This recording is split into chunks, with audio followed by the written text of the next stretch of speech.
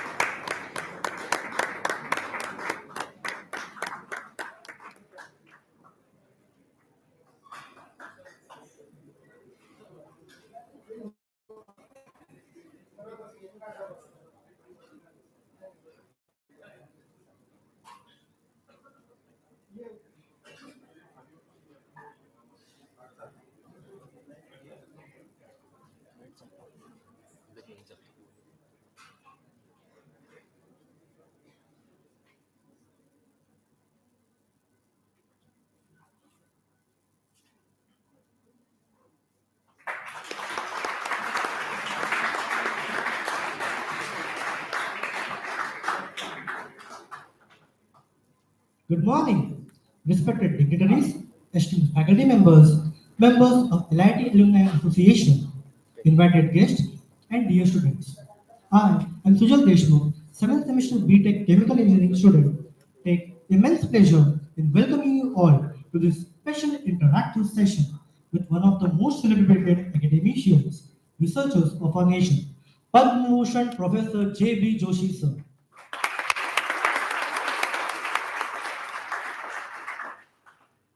Before we proceed, allow me to share something personal.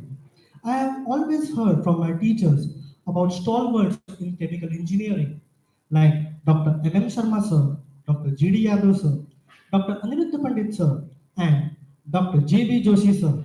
I often wondered whether I would get even a chance to meet them. To my fortune, life has given me the opportunity to meet all of them, including Dr. J.B. Joshi sir himself. It is a moment of pride and privilege to stand here today. Today's session is a unique opportunity for all of us to listen, learn, and get inspired by a visionary whose contributions have shaped the landscape of chemical engineering and research in India. Now, I request Dr. Bharat Bandasi sir, Dean, School of Chemical Engineering, to kindly introduce Professor J.B. Joshi sir and set the stage for today's session. Sir, please.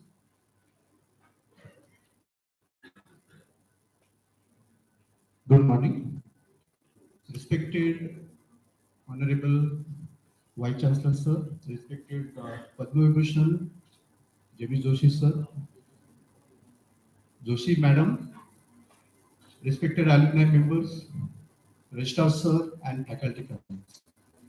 Professor J.B. Joshi Sir is an Indian chemical engineer, nuclear scientist, consultant, professor, widely known for his innovation in nuclear reactor design and generally regarded as a respected teacher. He is the DA Homi Baba Chair Professor, Homi Baba National Institute, Mumbai, and is a recipient of Bhatnagar Prize in Engineering Sciences and many other awards and recognitions. He received the third highest civilian honor, the Padma Bhushan, in 2000 for his services to the field of chemical engineering and nuclear science. He passed BE in chemical engineering in 1971, ME in 1972 from University Department of Chemical Technology, then University Mumbai, after which he started his research under the guidance of renowned chemical engineer Professor Manmohan Chandra. In 1977, he was awarded the PhD. He has guided more than 90 PhD students, guided 60 masters. Professor J.B. Joshi sir is credited with many innovative reactors in the area of multi-phase reactor. Already I have shared some links to the students also for his 40 lecture series in multi-phase reactors. He is reported to have successfully developed multi-phase sparge and mechanically agitated reactors. This has helped in the setup of large number of commercialized size reactors in India and abroad. Professor Joshi sir published more than 500 scientific papers in peer-reviewed journals with more than 31,000 citations on Google Scholar. Chemtech Journal USA has recommended his procedures 5 times. So today we are grateful to have such an eminent personality for delivering today's session. Thank you, sir.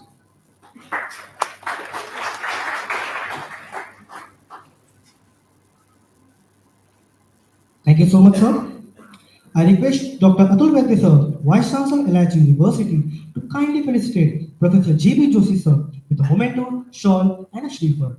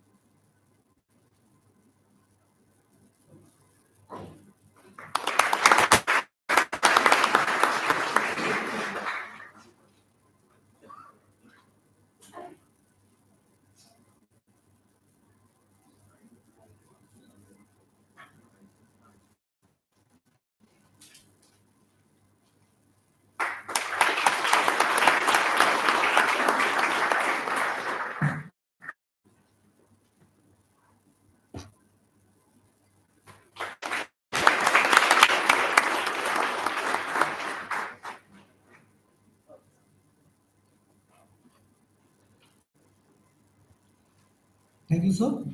Now it is my privilege to invite our esteemed guest, Padma Bhushan Professor J.B. Joshi, sir, to address the gathering and guide us with his insights.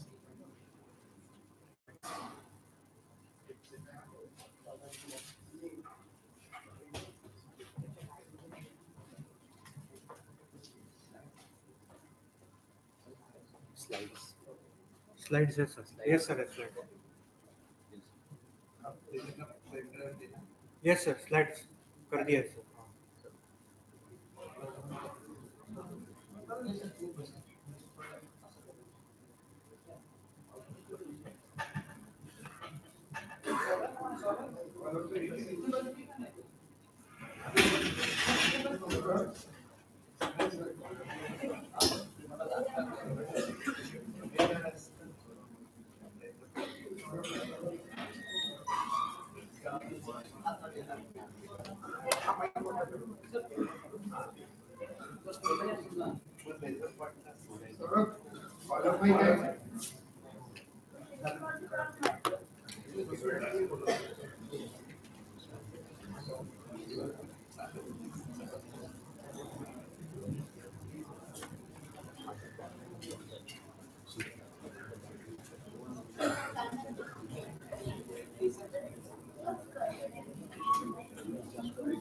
Just कर.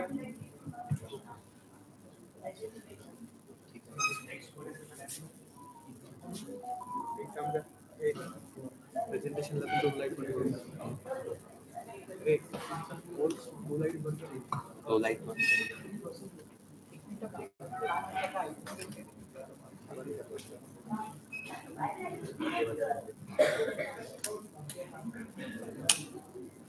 Honorable Vice Chancellor, Professor Vaidya,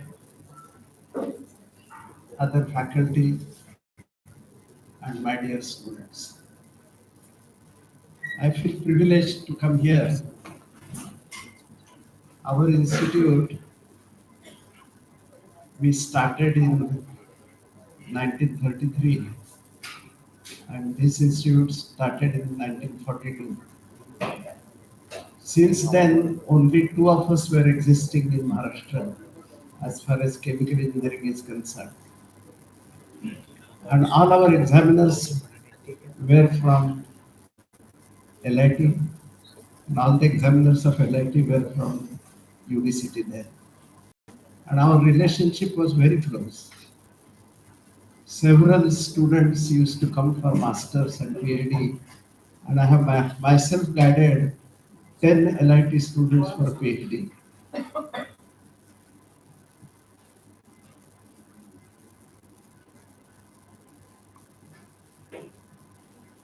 All of them have done wonderfully well in PhD and later on as well. And now, whenever I come to Nagpur, I request the respective directors and vice chancellors whether I can visit you. And with 100% soft welcome, I come here. First of all, I will show the some international universities what is their vision.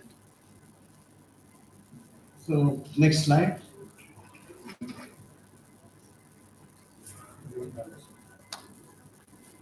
So if you see MIT USA, one of the best engineering institutions, the institution is committed to generating, disseminating, and preserving knowledge and working with others to bring this knowledge to bear on the world's greatest challenges. So two components are very visible. We shall generate some fundamental knowledge and we will disseminate it for the benefit of society. So these are two distinct messages. If we say Cambridge, the same thing. The mission of the University of Cambridge is to contribute to the society through the pursuit of education, learning, and research. Take IIT Mumbai to be a leading global technology university that provides a transformative education to create leaders and innovators and generates new knowledge for the society and industry. Next, if you see ICT Mumbai creators of sprouting knowledge and design cutting edge have the greatest impact on society and benefit mankind at large.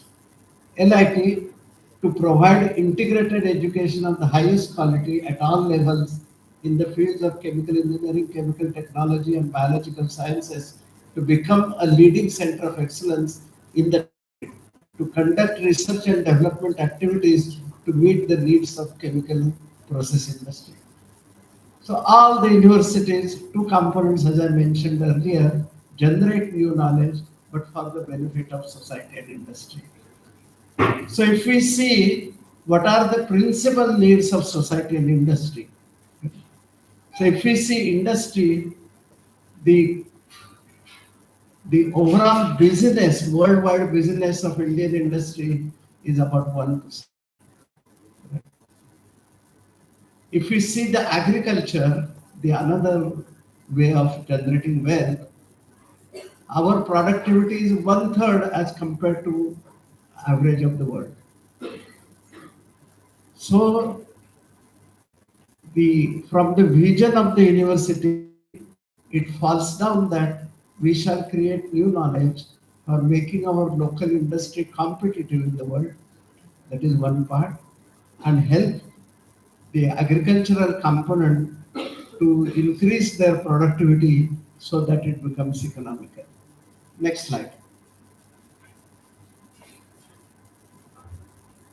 So it is always said our per capita income is $2,500 and we are 140 from the top or 12th from the bottom. Right? So this is a major problem. That is, if our business is not doing well, is 1%, our agricultural productivity is less. These are the two major sources of income for any country. And these two sources, as I mentioned to you, we do only 1% business, and our productivity is one third. And therefore, per capita income is 2,500. So, for solving these problems, this is the mission, and we have committed this mission that we shall address these two issues. So, here the GDP ranking and per capita income ranking is given, and innovation ranking.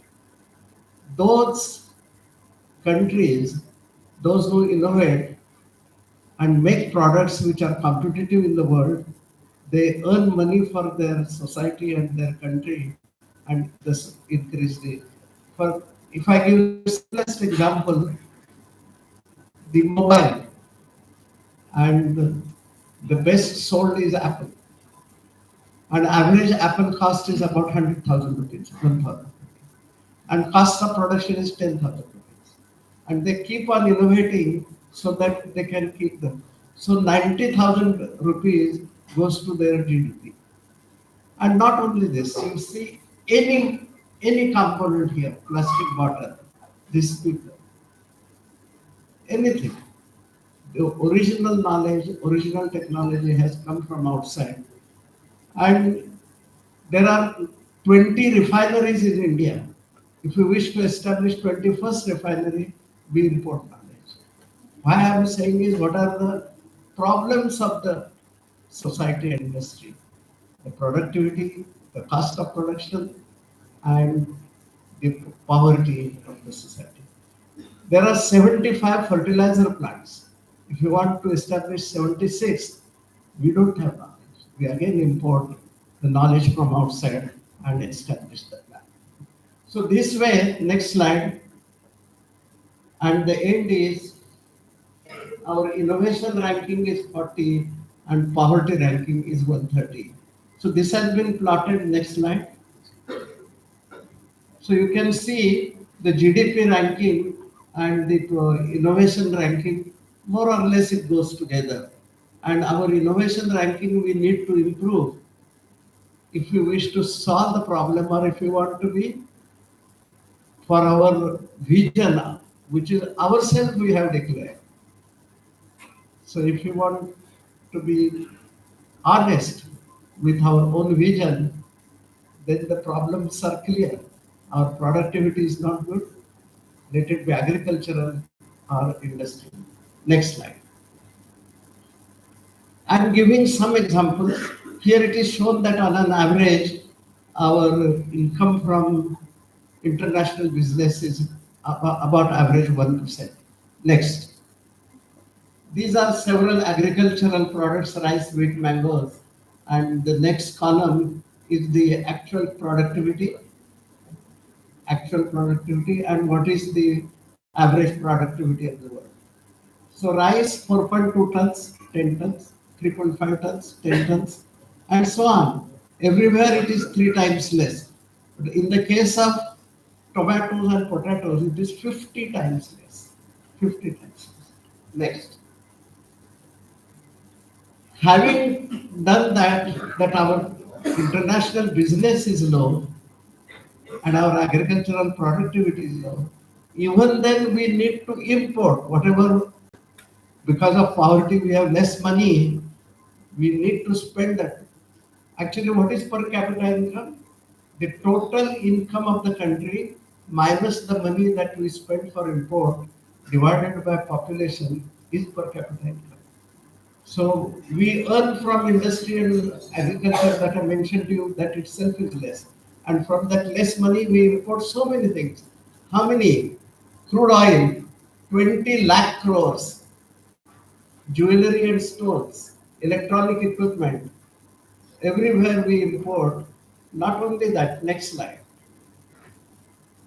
You know titanium as a metal, we have 600 million tons as a reserve.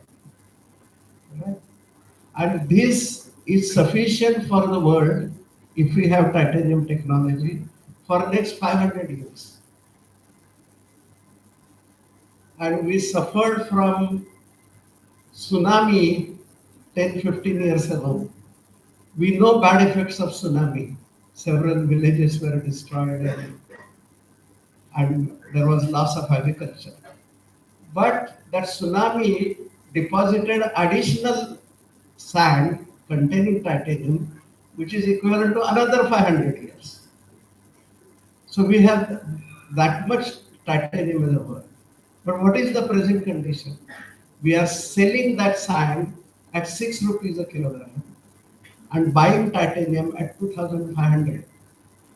What I'm trying to bring out, we have committed ourselves in vision and mission that we will help industry and society and create that knowledge. Right? And therefore, I will bring out several examples by which industry gets benefited in big way, agriculture gets benefited in a big way, and we solve the problems of our nation to avoid the import. The one challenge we have taken, that if entire country goes solar, entire country goes solar. Whatever waterfalls are there, we install hydraulic power everywhere. Everything is complete. And ocean energy, everything is, then only we are capable of solving only 14% of the energy problem. Only 14%. Right? So if you want to go further, then we need to develop small modular reactors and micro modular reactors of the 100 megawatts, 10 megawatt, 5 megawatt. We have inquiries from railway board. We will replace our engine with 5 megawatt. The water transport. There are 5,000, more than 5,000 of our own nation, and worldwide there are 50,000 boats, and they want nuclear reactors in the range of 50 to 70 megawatt. So we have taken, I'm going to give several examples, but as I'm proceeding, whenever any example comes to my mind, so that we have taken, ICT has taken as an example for, see, my or ICTs or any educational institutions, primary objective is to prepare the student community so that they are capable of solving the problem. So that is my present. So we graduate more than 100 PhD students.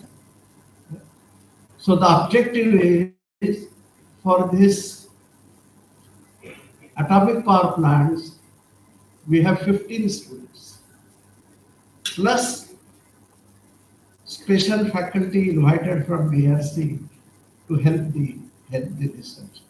We are confident on the basis of our, we will make cost of production of micronuclear reactors and small nuclear reactors at least 3 times less than anywhere in the world.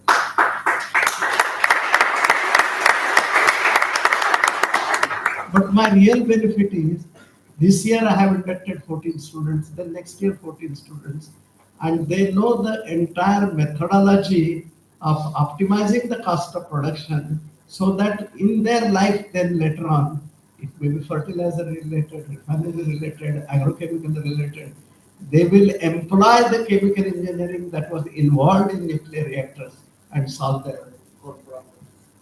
Next slide.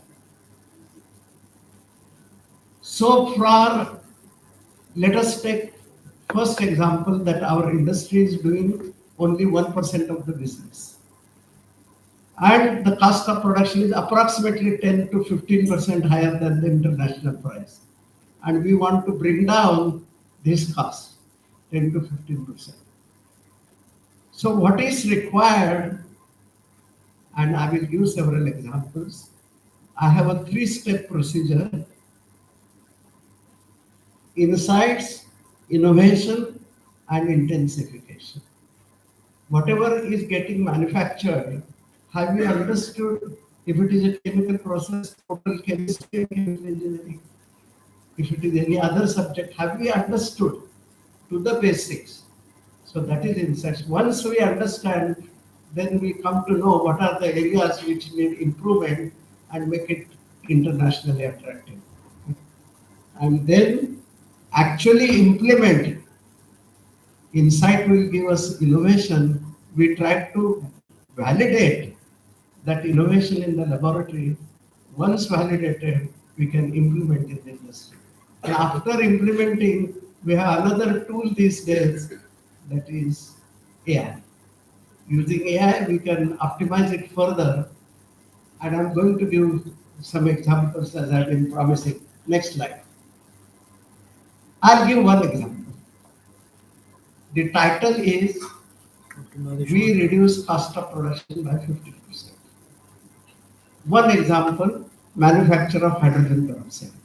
The 3 steps are insight, innovation, implementation, and reduce the cost.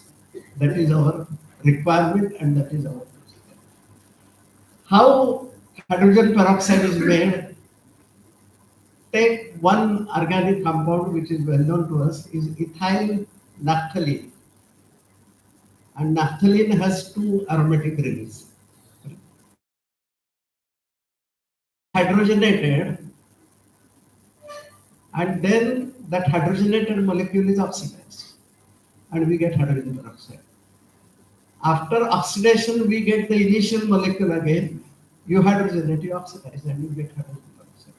So while hydrogenating, if at all both the rings get hydrogenated, that is a solid product. And there is no use, it cannot be recycled.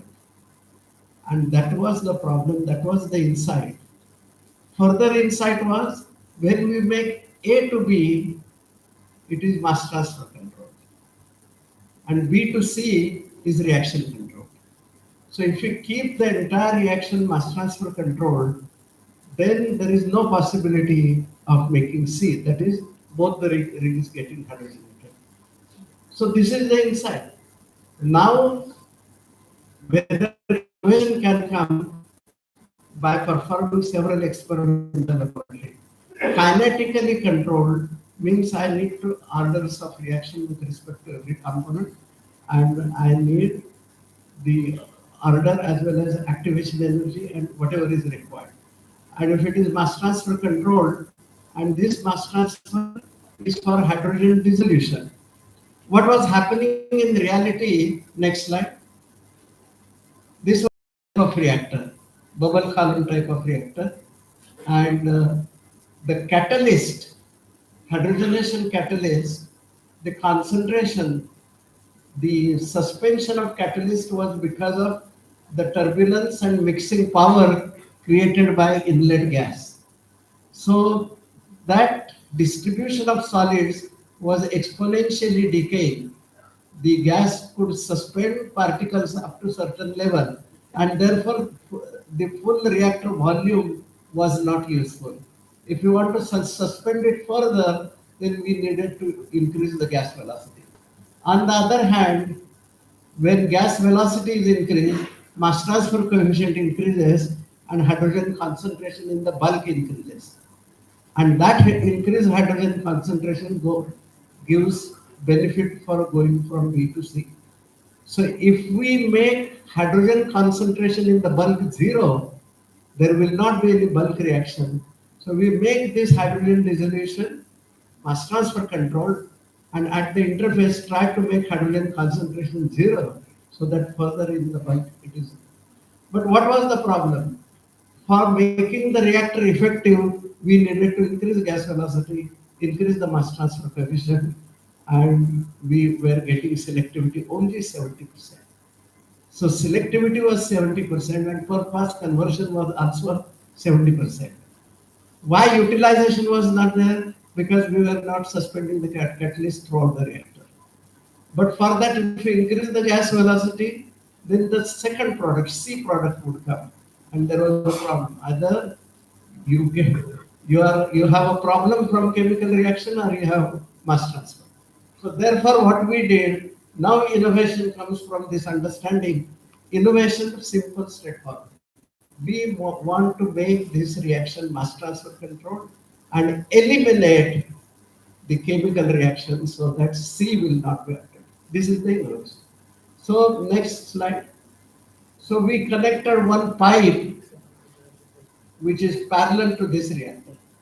So this main reactor remains the same, and it is. If you see the point here, the static pressure is H rho G, out of which the rho, the average density of gas liquid solid dispersion, out of which at least 20% is gas. In this pipe, the gas is disengaged here and only slurry comes down, and therefore above this point we have only solid liquid. So obviously here above this point there is gas liquid solid, where gas density is practically zero, and here it is solid liquid. So average density is much higher here. Therefore static pressure here is more than the static pressure here. We create the pressure driving force and circulation starts. There is no pump, there is nothing. It is the hydrostatic pressure difference. So if I am capable of generating the circulation in such a way that the upward velocity of liquid is equal to the settling velocity of solids, then all the solids will get suspended. So the job which was gas was doing for suspension and creating problem of higher mass transfer and therefore formation of C, that was eliminated. Only liquid circulation solved the problem. And then I can provide the gas so that the mass transfer coefficient is so low as compared to chemical reaction. And therefore, the power consumption of this recirculating compressor we reduced by a factor of 3, and then advise the industry how to increase purpose conversion. We told them from 70 to 80% selectivity, 80%. Industry people are always wiser than manufacturers. They took it further from 80 to 90, 90 to 100. So they are operating now. The problem was solved in early 90s. They are operating right now at 900% conversion, 100% selectivity. And they became internationally economic. They are selling. The same case is with heavy water. The power consumption was 14 kilowatts per kilo of heavy water. We reduced it to 7 rupees per kilogram. I'll tell several examples, but what I wish to tell you, what was the insight, and therefore what was the innovation, and what was the implementation. Next slide. So normally what happens, we try to use empirical relations for designing the equipment, heat transfer coefficient, and the details voltaic equation is this. So the problem with this empirical correlation is if you predict by some correlation and you see the predictions lie everywhere. So actually experimental gas holdup in the bubble column which I mentioned to you and estimated by these 13 correlations, one predicts close to 0, another predicts close to zero point 0.9, and these empirical correlations are absolutely not useful. Our insight should be based on our own experiments. I'll give examples on how it is to be done. Next slide. So, therefore, for insight itself, we have 8-step procedure. What we feel is the performance of equipment is governed by the fluid flow inside. Suspension of solid particles. Upward liquid velocity is equal to settling velocity. Therefore, particles get settled. The mass transfer coefficient between solid and liquid. What is the turbulence in the vicinity of the particle and whether mass transfer coefficient is proportional to that. What about heat transfer and fluid flow? So if you develop these relationships, therefore for design of any equipment, including nuclear power plant, what else that we are going to do? First step is reaction mechanism and kinetics. If it was hydrogen peroxide, the hydrogenation of first rate get the kinetics. In the case of nuclear, the kinetics of nuclear fission. What is the flux at which heat is being generated? That's the one. The second step is flow visualization. In the nuclear reactor, typically it is like a heat exchanger, and in the tubes fuel is filled, and on the shell side there is a boiling water. And boiling water, then later on the water and steam is separated. There are various designs, but this is one of the designs. The separated steam, which is at high pressure, that runs the turbine and we get the electricity. Point is, the first step is understanding the kinetics of the reaction and rate of generation of heat from the nuclear reaction. That is the point one. Second point is understand the fluid flow on the shell side and whether the rate of heat generation and the rate of heat pickup we are capable of matching. Right? The third step is do computational fluid dynamics of that equipment so that we understand the fluid flow completely and whatever is controlled by fluid flow we get understanding. The right now the computational fluid dynamics, the present condition and experimental measurement, we make several assumptions and therefore we try to validate the safety simulations as well as experiments. That is the first. The next step. Next slide. The next step relationship between fluid flow, the operation in hand. It was solid suspension in the previous case. It is heat transfer in this case. So what should be the fluid flow in the nuclear reactor so that it is capable of extracting the heat? So knowing this relationship, then we try to optimize and try to make it economical throughout the world. Here, when plant starts operating, the desired resultant is dependent on many factors, and that permits us to use artificial intelligence for further optimization. Right? So we want to be internationally competitive. We want to reduce cost of production. We find what is the rate controlling step.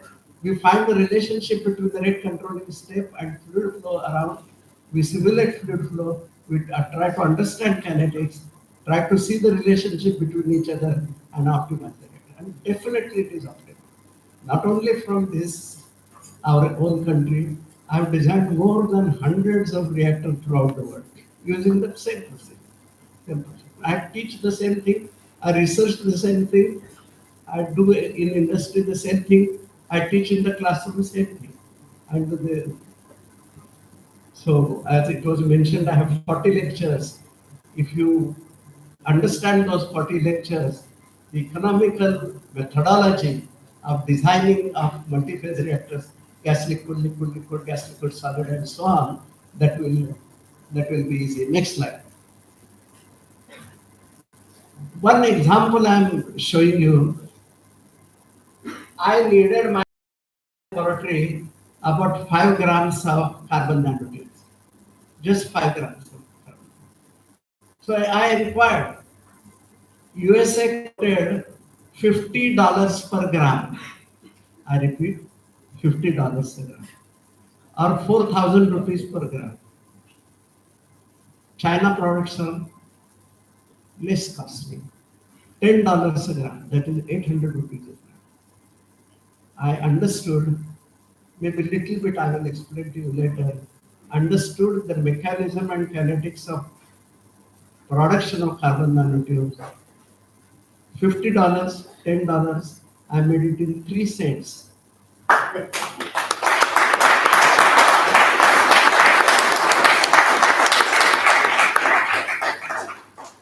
Further made a composite of high molecular weight polyethylene and carbon nanotubes.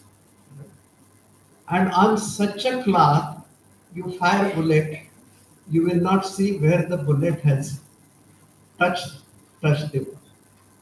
So in my research group, those who were making these nanoparticles, carbon nanotubes and graphene, there were 3 girls and there were 2 boys. These girls, their mothers had taught them how to sew anything. So from the cloth, the 3 girls, they sewed about 5 bulletproof jackets. And we send it to DRDO laboratories and police laboratories. You test it by bullets. And all of them confirmed that these are excellent bulletproof jackets.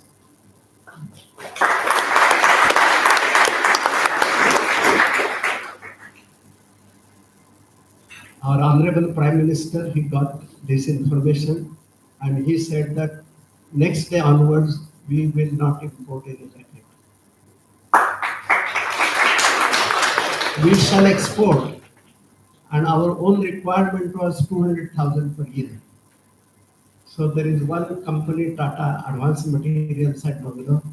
There is another company called Vidhani Mishra Dhatu Nigam in Hyderabad, and there is a Bhukhandwala, there is another group. So together they are making 300,000, and these Bhukhandwala people, they are setting up a plant for another 300,000, which will start importing. What we started, that the vision of the institution is to help industry and society. What are our problems? We are poor. Why poor? We don't do business, we don't do agriculture. Why we don't do business? Our cost of production is high. Therefore, insight, innovation, implementation. I gave you one example of hydrogen peroxide, and this is carbon nanotubes. So making carbon nanotubes technology and making the bulletproof jacket technology, we give to these 3 industries, we are giving it further also. And then make as far as possible. I told you the example of atomic power plants. That also we will make at least 1/3 of the cost. At least 1/3. So next slide. So this was the reactor for carbon nanotubes. I will not go into the details, but one point I will tell you, that this was in batch mode and we were capable of making only 100 grams per batch. And the requirement was in tons. So it was important and mandatory that we make this process continuous. So why our productivity was less? That we were operating up to temperatures 800, 900 degrees centigrade. Why? Because the catalyst was in such a way that the pore diffusion was controlled. Whenever any reaction occurs like this, by the way, what is the mechanism of carbon nanotubes? If methane is carbon source, methane is cracked into carbon and hydrogen on the catalyst surface. So first of all, methane goes from the gas phase to the emulsion phase, from emulsion phase to the catalyst surface. From catalyst surface is diffuses further, and then the cracking occurs, and the catalyst gets saturated with carbon. And when it is saturated and supersaturated, it dissolves carbon in the form of carbon molecules. So there are 6, 7 steps. So we studied this reaction over a wide range of temperature, pressure, partial pressure, catalyst loading, and we could get rates of all these. And it was simple to understand that above 800 degrees it was diffusion controlled, and below 800 degrees it was reaction controlled. So any effort of increasing temperature in the laboratory, since it is diffusion controlled and temperature dependency on diffusion is very poor, we could not get in batch mode more than 100 drugs. So it was important. What was inside? I told you. What was inside? What was the implementation? We took nanoparticles as catalyst. So for nanoparticle, there is no internal diffusion, directly the chemical reaction. And we eliminated that step, and from 800 degrees, we could go temperature up to 1200 degrees. You know, every 10 degrees when it is reaction controlled, the rate doubles. And we went from 800 to 1200 degrees. And the productivity of the reactor became 2 kilograms an hour from that. So implemented this technology. We are making these carbon nanotubes. Maybe that I will explain little later. Next slide. So these are the where the reaction conditions. Let us not go into the details, but the principal point is below 800 degrees, it is reaction control, and then diffusion control, and we eliminated diffusion resistance, and that gave us the reaction time is equal to residence time and the desired productivity. Next slide. So this is the nano 2 to 8 nanometers and which permitted the temperature of 100 degrees. Next slide. And this is the continuous reactor. This is the reactor itself, the furnace, argon, and the methane. These are the in furnace. Now the reaction time was 2 seconds. When it was reaction controlled, the diffusion controlled, it was 30 minutes. And by making particles, nanoparticles, the residence time came down to 2 seconds. The point is we made it economically attractive as compared to anywhere in the world. There are several products, if at all it comes in my slides, I'll tell you, in those cases the import has stopped. See, if we create as an institution that kind of image that we are able to generate hundreds of crores, then they come back and help our university, and therefore university has kept that kind of vision. We become useful to the industry and society, we sustain and create batches after batches so that they are useful to society. Next slide. So we did scale up. Next slide. And then the Raman spectra and all SEM, TEM, because it should be of that quality, which was of $50 and $10. If I make 3 cents a gram, then that should be of the same quality. So I have shown here the Raman spectra next. And these are the bulletproof jackets.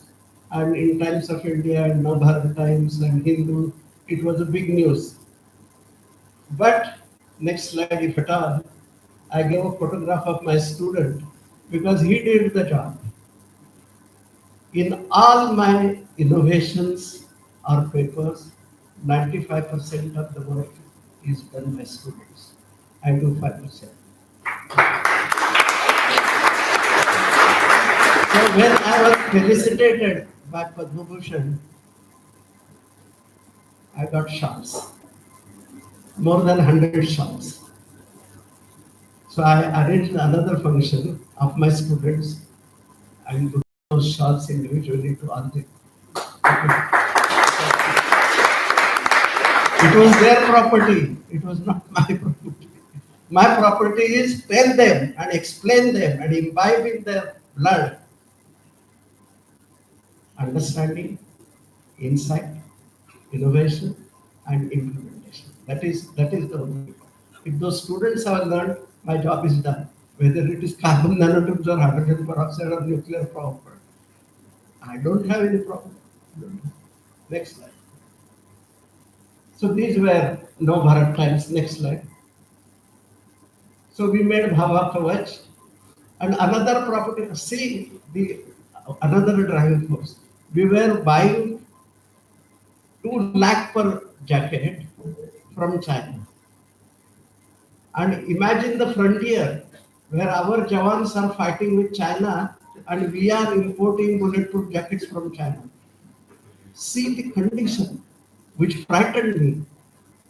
They can say that instead of 2 lakh rupees, you give us 20 lakh rupees. We are not going to sell you. What is the Jawans that are going to do at the frontier? Or we are not going to give you at any cost. That is the driving force. And therefore, we made it in 15,000 rupees. 15, as compared to 2 lakh rupees, 15,000 rupees. And that bulletproof jacket imported that was weighing 15 kilograms, our jacket weighs only 8 kilograms. So that was another condition. Insight, innovation, implementation. Next slide. There are several other applications. Hydrogen storage. The hydrogen is going to be the fuel of tomorrow. Catalyst support. The normally we use noble metals and catalyst support is activated carbon. By using these nanoparticles, we have improved the reactor times and cost can come down by a factor of 3. And the business of catalyst in India is 15,000 crores per year. Polymer composites for windmills. Windmill typically a fan length is 80 feet. Right there, if you make 200 feet, we get 8 megawatt from 2 megawatt. So when we proved this, now the inquiry from the nation is, why not improvise these fans? Whatever this. So we have taken that problem. So these fans in number are perhaps many more, and in terms of money are perhaps many more, and we wish to reduce from 100 watts to say 50 watts. Composites has construction materials. So we did experiments with concrete and carbon nanotubes like graphene and improved the compressive strength by 40%. Or the walls can the thickness of the wall can be reduced by 40%. See the benefit. And most important benefit is the carbon credit that we get out of this.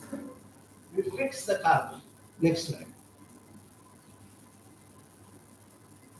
So there are many boron carbon nanotubes, graphene and CNT fibers and CNT sheets and all these technologies. We can make cloth of carbon nanotubes half a kilometer long and 15 centimeters. We make it 30 centimeters and give this technology. Next slide. So titanium, I mentioned to you, we have developed this technology also up to pilot plant, that is 200 kilos, up to 200 kilos.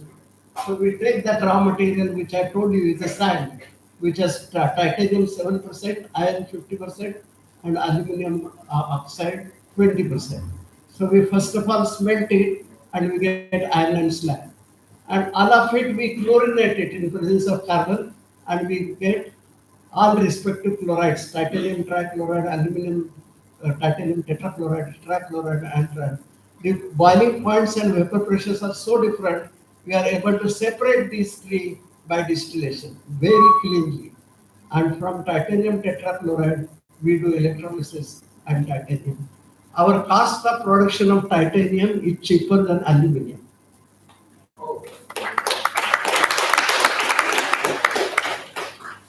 Insight, innovation that we teach our students. And I tell you, our new generation of students is so smart, so creative, so dedicated to the problem. The problem gets solved. Next. This I want to show you. I'm I know that I'm taking more time, but this example I wanted to show you. What is the important problem we said at the beginning? That the productivity of our farms, let it be any crop, is at least 3 times less or 50 times less. So what we have done, we have taken crops year after year, and we have not looked at the health of the soil. So this is the basic problem.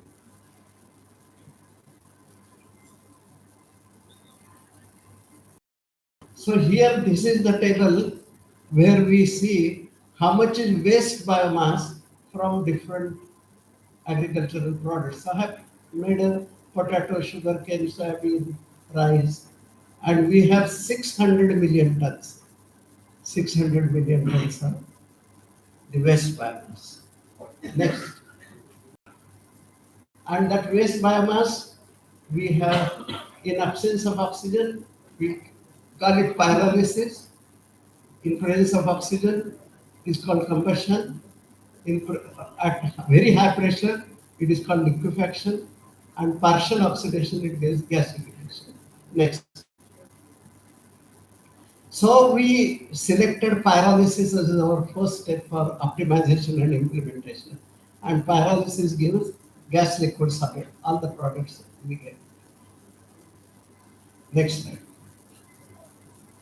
Let us remember we get gas, solid, liquid, solid, three products from any biomass. But biomass is how many biomasses are there? Let us take Jawar. Jawar of Nagpur and Jawar of Pune. The biomass is different. And such heterogeneity is there. But what we did, whether we can get something controlling the biomasses, and that we found that if you do proximate and ultimate analysis of biomass, that can directly relate to the rate of formation of gas, rate of formation of liquid, and rate of formation of solids. The solids, which is called biochar, has a excellent porosity, water holding capacity, ion exchange capacity. So that if we analyze very, very fertile land and not so fertile land, whatever is the difference, we can put it inside these pores of the chart and make the land. So this was proven abundantly in the laboratory. So I went to my own native place, which is a village. And all the farmers, their fathers were my fathers. But I could convince them. So 100 farmers came together and let us do the experiments on soybean. So all were interested because I had an image in there, in, the, in my village. But that is not a good idea. I selected out of those 100 only 10 farmers and told them, you spare only 1 acre. You spare only 1 acre. Half acre you do as per your usual methodology, and half acre you do as per my methodology. If by my methodology you get less in production, that is 1 ton per hectare, and you get 800 kilograms or 700 kilograms, I will pay you for the balance, whatever is the reduction. But if you get enhancement, it is yours. And all those farmers got convinced. It was simple. Now the product has come out, and we got 30% to 400% increase in the product.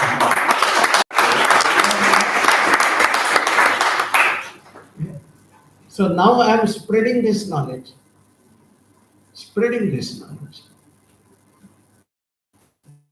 The first one, and your institution's own student, Dr. Kharkar, he is with me for all experimentation. And he is your distinguished professor also. So he will spread all this methodology. He is also done PhD in our institute, and he knows this entire methodology. So let us try to get benefit whatever it is possible.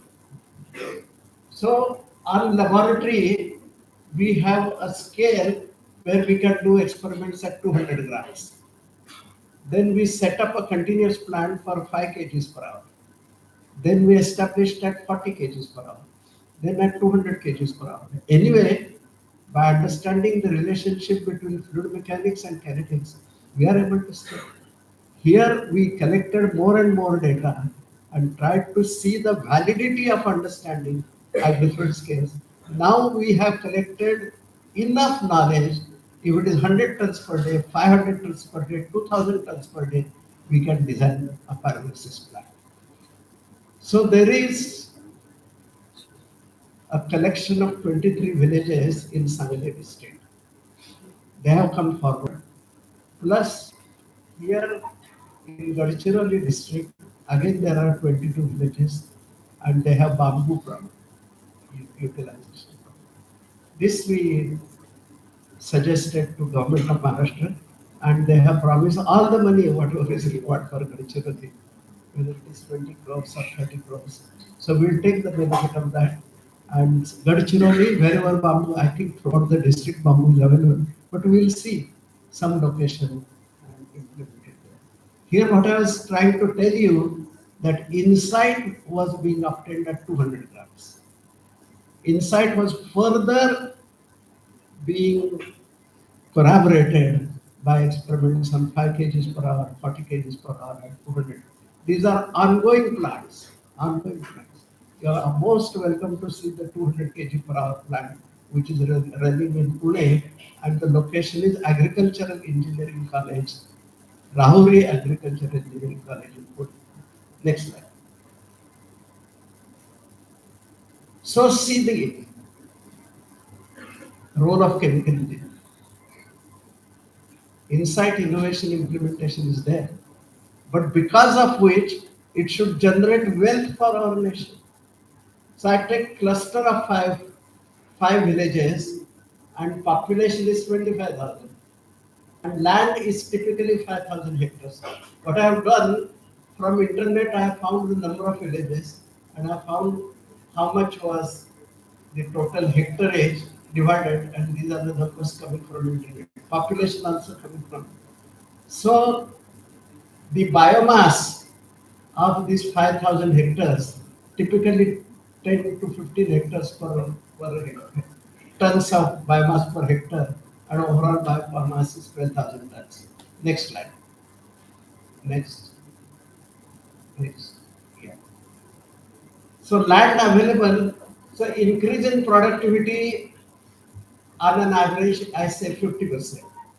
Therefore, if I'm increasing productivity by 50%, crops are in such a way, let us take rice. Right now, the consuming these agricultural products, the rate of production is sufficient. We did not produce except oil seeds. Oil seeds we are importing from this. So that 50% increase in soybean that has helped the nation. But if I increase the productivity of rice by 50%, so what I'm suggesting to that cluster of farmers is you increase the productivity 50% and whatever the land is saved, you make bamboo. Right? And that bamboo as a biomass gives much more than any other biomass. It has a good amount of lignin, and the products that we get even phenol, resorcinol, xylenol, and my students are developing processes for all these products, methanol, ethanol, and we have been given 33 crores by MNRE to take it further. So they will give money for one plant directly. And we are taking it to biohydrogen. So the title is biohydrogen, but prior to that, everything is required. So the biomass total is 240,000. I'll leave these slides with you. You can study this. So one third we get bio oil, one third we get biochar, one third we get biogas. We buy from the farmers their biomass at the rate of 4 rupees, and then they make 20 tons per hectare. So 20 tons into 4 is 8 lakh rupees. There is no crop in India which gives 8 lakh rupees. No crop. So my initial vision is develop new knowledge for the benefit of society. That is important. I give 4 rupees. Plus there is a profit of this entire activity that also goes to the cluster of those 5 rupees, which is equivalent to their own per capita income of 50,000 rupees per person per year. Additional, in addition to whatever they have. And for me, what is important is they get about 200 jobs. The local people, right there, the 200 jobs are created. So I get whatever bio oil is there. I thought very simple application. Can it replace crude oil? So I collaborated with Bharat Petroleum Corporation. So in their usual crude, they added 5%. And they got more gasoline. They were very happy because gasoline is their premium product. They added 10%. Even more. They added 15%. And catalyst was rejected. We could not take 15%. When we try to develop inside, what it says, the feed carbon by hydrogen ratio should be under limiting conditions. If C is more, that will deposit on the catalyst and the production will start. So we added the plastic waste in which hydrogen is much more with this agricultural waste, this bio oil. And it gave the result. Anyway, that was the theory. We want particular H by C ratio. But the plastic waste is not sufficient in our country to compensate for bio oil coming from here. So what we thought was we will hydrogenate the crude oil to the extent that we get C by H ratio again inside, again implementation, and that is going to do the job. And I'll take the next slide. So there is a depreciation, there is an interest, and the gas we thought we will distribute to 5 villages, and the entire cooking can happen through these gases. Or locally install a power plant, the generation plant, and sell that electricity to the next. So the payout period is 3,000. Try to understand if this particular model is implemented throughout our nation, we get 2,000 million tons of oil equivalent to crude oil. Please look at it again. I emphasize and implement our total purchase and utilization of oil is 700 million tons of oil equivalent. And we are capable of getting 2,000 and we can stop the import of crude oil and whatever we are.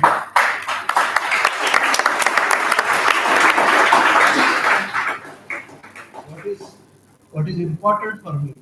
2 crore jobs, additional 2 crore. Generate new knowledge for the benefit of society. That is our vision. Next slide. According to me, for university people, this is the most important slide. The problem was the cook stores. There are several designs of improved cook stores. चुली आपण चुली वापरतो आणि ते सरकारने दिल्यात काही ठिकाणी फुकट दिले पण ते वापरत नाही तर का वापरत नाहीत म्हणून मी अशा म्हणजे गृहिणी गृहिणींच्या असे 20 शिबिरं घेतली समोर साधारण 25 ते 30 गृहिणी असत त्यांना विचारलं की का बरं तुम्ही असं करता त्या म्हणाल्या की आम्ही ही चूल वापरली पण 2 महिने वापरली की त्याला भोकं पडतात आणि ते सारखं बघावं लागतं त्याच्याकडे मग आम्हाला प्रॉब्लेम डेफिनेशन कळते साधारण विद्यापीठात काय होतं की पब्लिश लिटरेचर बघतात त्याच्यावरून संशोधन करतात अजून आपला पब्लिश करतात पेपर आणि पब्लिश केलेलं वाचायचं आपण पब्लिश करायचं जे समाजाचे प्रश्न आहेत आणि त्यांची काय खरी गरज आहे हे अशा वर्कशॉपमध्ये समजून मगच आपल्याला कळतं त्यांच्या म्हणजे न्यूक्लिअर पॉवर प्लांटचं तसंच हायड्रोजन पेरॉक्साईडचं प्लांट तसं कशाचंही असलं अरे त्यांना काय सोडवायचं आहे त्यांना काय पाहिजे आपण आपली हुशारी दाखवली तरी सांगायचं ना मला पद्मभूषण वगैरे झाले ते हातोरी करतील पण पुढं काय त्याचं काय तर हे अगदी माझं कळकळीची विनंती आहे की तुम्ही जा. ह्या नागपूर जिल्ह्यामध्ये किंवा ह्या विदर्भामध्ये कमीत कमी 100 प्रश्न मिळतील की ज्याच्यामध्ये कोट्यावधी रुपये तयार होतील. Next. What I explained to you was use of biomass for biogas, bioliquid, biosolid.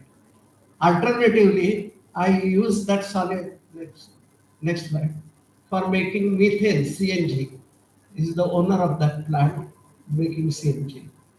And now Reliance has decided to put 5,000 plants. So worldwide inquiry they did. And from 1 ton biomass, which technology is going to make maximum gas? So we claimed 150 kilograms.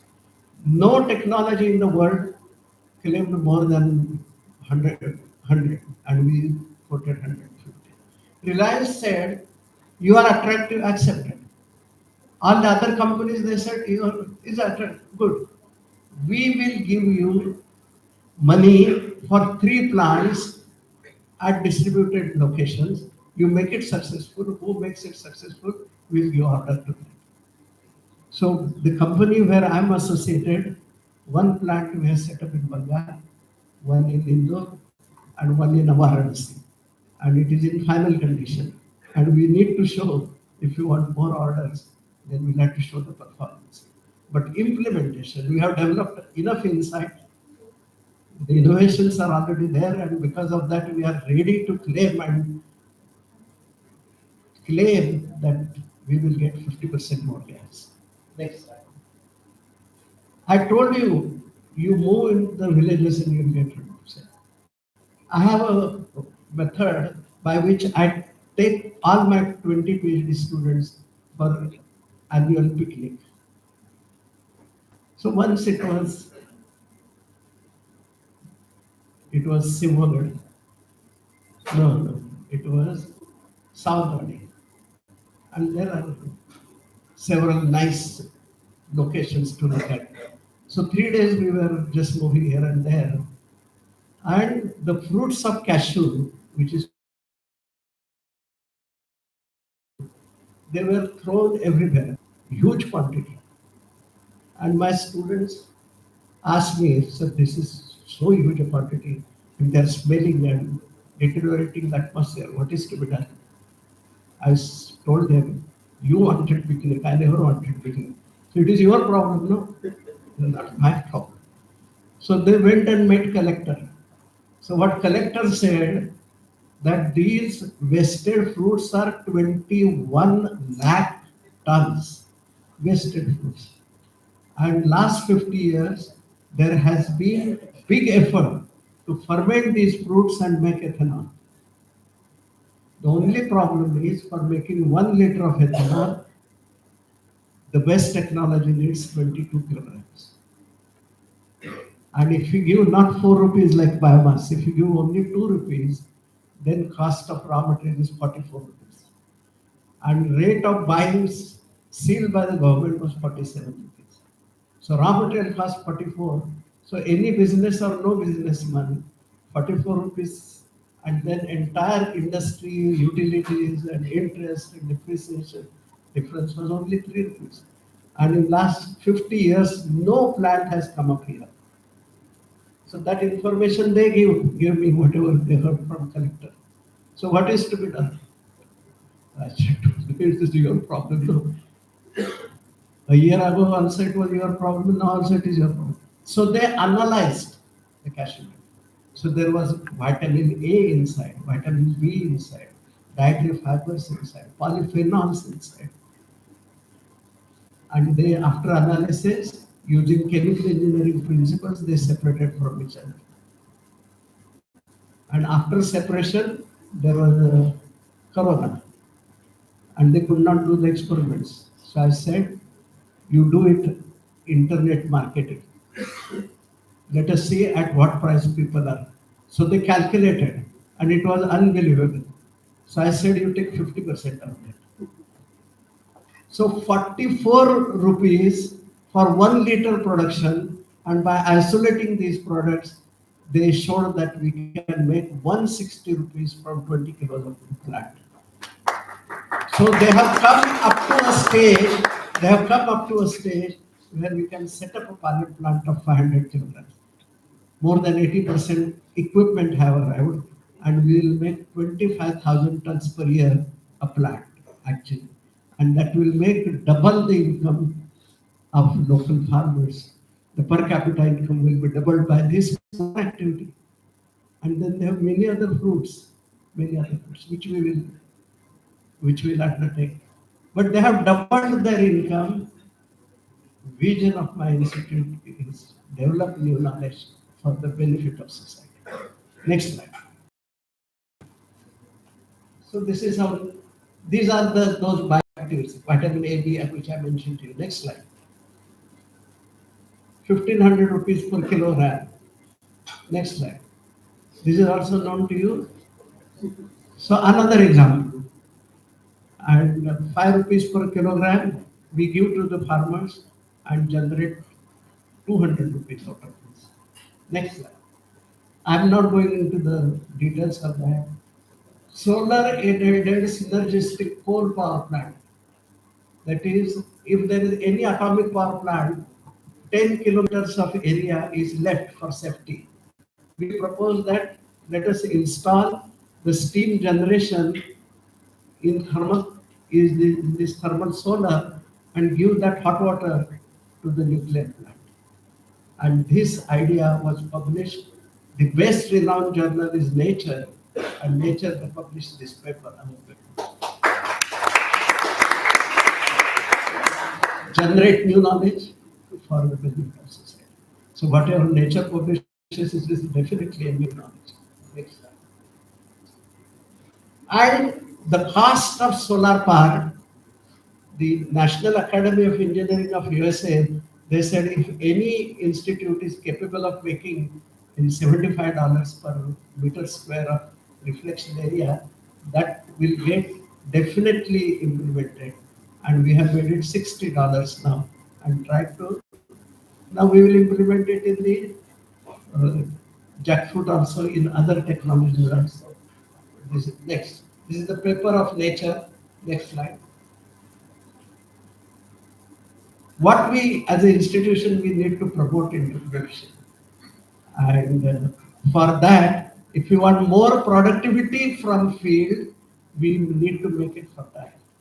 So if you want science-based wealth generation, then we have to make the entire society for that, and that we mean it by spreading science and technology. And therefore, as a president of Marathi Vignan Parishad, my 50% time goes to spreading it. And therefore, I have come here. There was a Bala Vignan Sammelan in Varona, 2 days, exactly like us, parallel sessions, then slides, explanation, introduction, methodology, objectives, deliverables, everything was given there. So they learn the overall methodology. After my lecture, normally two questions are asked. One question is, what is the meaning of global warming? Whatever is my lecture, the question is the same. What is the meaning of global warming?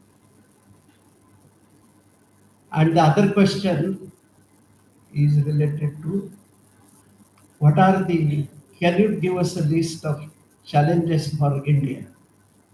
Second is anyway clear because all my presentation was for 4 5 challenges. Earth receives energy from sun.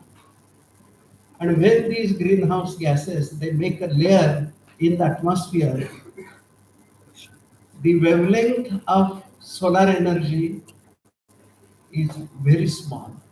You know that every substance radiates energy, and the wavelength of the energy is proportional to T raised to 4 of the temperature, absolute temperature of Earth. So the wavelength of energy emitted by Earth is much longer. So Have you seen the village bazaar? Huge crowd is there. Some people are selling some. And in that crowd, if there is a small boy or girl of 6 years, she can run inside.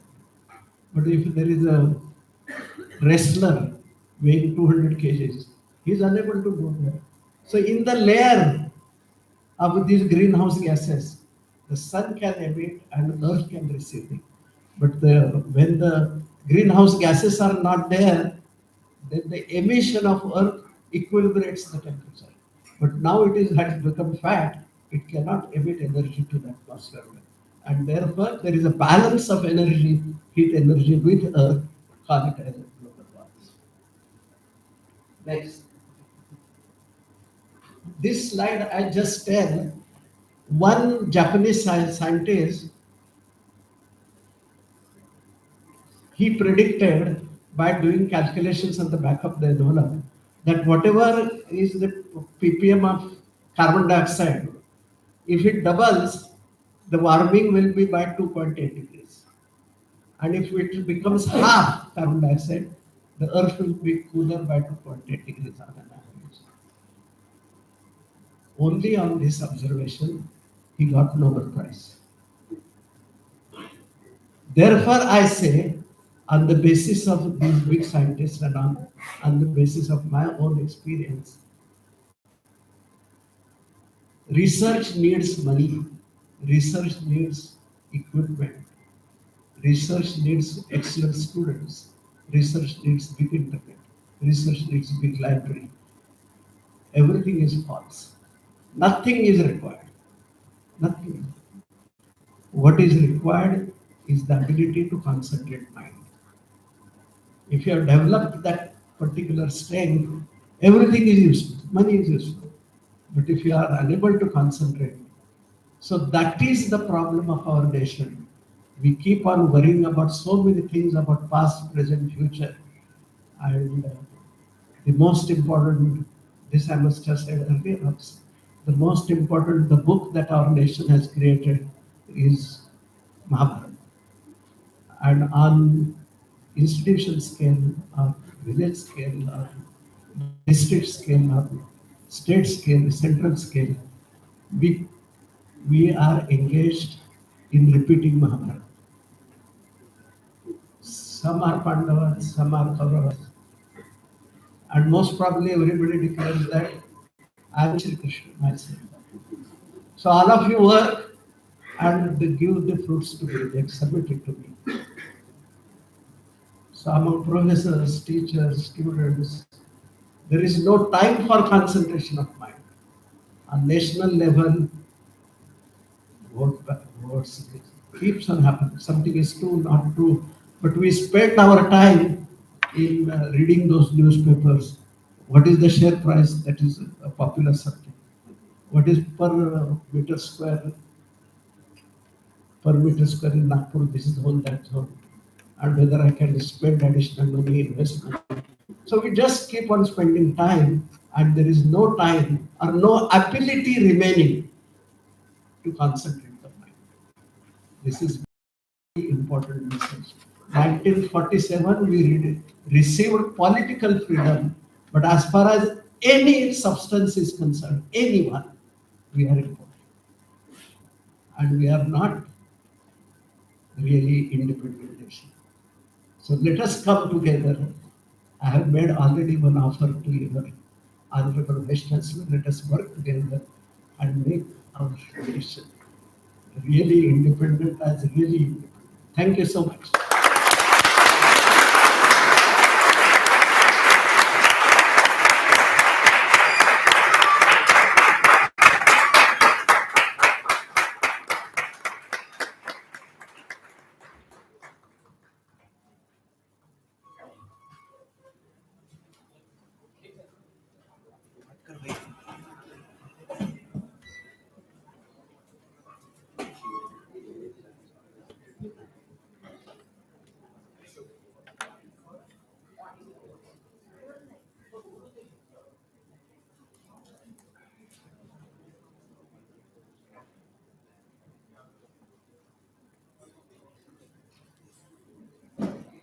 Thank you very much, sir, for your enlightening and inspiring address. I now invite Dr. Atul Vaidya, sir, Vice Chancellor NIH University, to share his thoughts and reflections. Nothing to share after listening to Professor J.B. Joshi. I went into the student mode straightly and did not want to come out of that. I was thinking that we should continue for a whole day and we should keep listening to that. So much of knowledge, practical, nothing more I can say about this. Insight, innovation, and implementation. Only I request all students and faculty to focus on insight. I always say that all subjects, whatever taught here, no subject is bad or less important because it will help you to get into the insights which sir has shown what is insight, what is innovative, and right from nuclear physics, nuclear chemistry, to global warming, to farmers, you name anything and he has touched all the aspects. And you will be impressed and you will also be, you should be proud that it was all in the perspective of a engineers. So respect your profession. You are into the best profession. And Professor J.B. Joshi has proved that it is the best profession. So sir, nothing more to say. We are enlightened and we will keep on enlightening. आपके जो तुम्ही जे सांगितलं तासाभरात ते संपू नये असं वाटत होतं. आणि most important thing is that with all, I admit that we are not, we don't have all the facilities right now. But you have never complained or never stopped, never even complained or said anything about that. That is the simplicity generated out of the knowledge, which is very, very well reflected in your lecture. I keep on saying, I see people complaining about, "अरे ये ठीक नाही, that is not okay. हे चांगलं नाही, ते चांगलं नाही, बेकार आहे." But the person with that kind of knowledge, not uttering a single word about any inconvenience, that is the simplicity which only can come out of the pure knowledge which he has. Sir, we are grateful to you, and we think that, and I was talking to Manoj that not only LIT you, but Nagpur also needs your lectures, different colleges. So if I get a chance, I'll try to coordinate your lectures whenever you find time. But Nagpurians and school and colleges will definitely be benefited by your insights and your lecture. Thank you very much.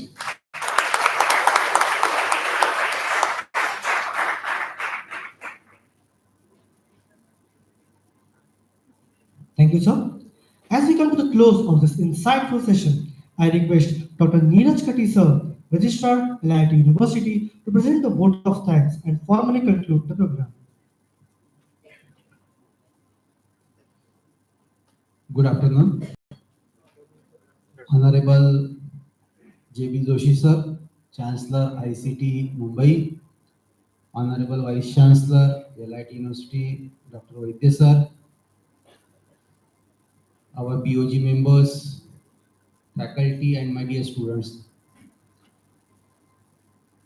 At the outset, I would like to thank from bottom of my heart to Professor J.B. Joshi for giving so much insightful lecture, not only the lecture, but how they have to proceed in their life, so that how they have to do the research which is beneficial to the society, how they have to find out the problems. They should not complain only about the problem, but how they have to find out the solution.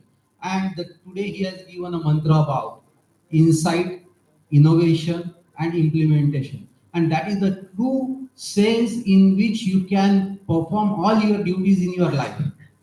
Dear students, he is a Padma Bhushan awardee and he has done so much for the chemical engineering, and you all are from the chemical engineering, chemical technology background. So what different innovations you can do? You can take a guidance, particularly in the form of in what way you have to do, and he has openly offered us that he is there to help us.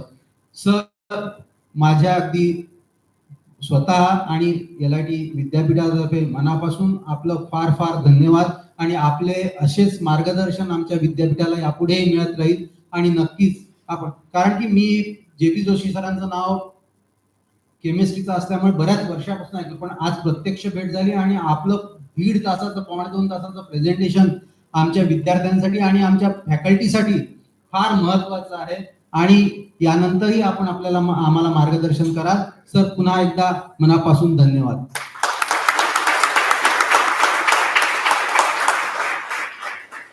मी इथे professor Joshi यांच्या पत्नी Joshi madam पण इथे आहेत, त्यांचं पण मनापासून धन्यवाद देतो की त्या पण आमच्या विद्यापीठात आल्या. आपल्या विद्यापीठाचे माननीय कुलगुरू डॉक्टर अतुल वैद्य सर हे नेहमीच आपल्याला अशा वेगवेगळ्या विषय तज्ञ ज्याला म्हणतो, जे स्टॉलवर्ड्स आहे विषयातले, यांच्या लोकांना इथे आपल्या विद्यापीठात बोलावून आपल्या प्राध्यापकांना आणि विद्यार्थ्यांसाठी अशा पद्धतीचे वेगवेगळे विषयावरती मार्गदर्शन उपलब्ध करून देतात. आणि सरांनी मागच्या आठवड्यात जेव्हा सांगितलं JP सर येणार, ते सगळं मी पाहतो की म्हणजे तुम्ही फक्त तेवढी अरेंजमेंट करून टाका म्हणे. सर, मी मनापासून सर्व प्राध्यापक आणि विद्यार्थ्यांतर्फे आपलं धन्यवाद देऊ इच्छितो की ते आपण अशा पद्धतीचे आम्हाला नेहमीच मार्गदर्शन करत असतात. ते उपस्थित असलेले डॉक्टर माधवजी लाभे, उत्कर्ष खोपकर, खारकरजी, राजेशजी विनीवाले, आमचे LITians आहे सगळे हे, आणि BOG मेंबर्स आहेत ते काही, त्यांचं पण मनापासून धन्यवाद. तिथे उपस्थित असलेले प्राध्यापक, शिक्षकेतर वर्ग आणि सगळ्यात महत्वाचे म्हणजे माझे विद्यार्थी मित्र, ज्यांनी आज त्यांच्यासाठी खरं तर ही ज्ञानाची एक फीस्ट होती. धन्यवाद. आणि आपण याच्यातून समोर कसं निघायचं याच्यासाठी तुम्हाला नक्कीच काही ना काही विचार दिशा मिळाली असेल. पुनश्च एकदा सर्वांचं मनापासून धन्यवाद. धन्यवाद. इथे हा कार्यक्रम संपला असं मी जाहीर करतो. धन्यवाद.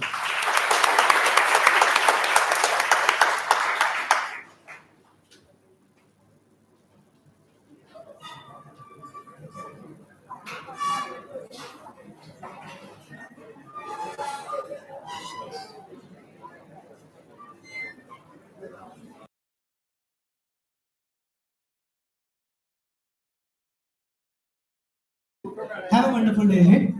All faculty members are requested to assemble at conference room ground floor in the Department of Chemical Engineering.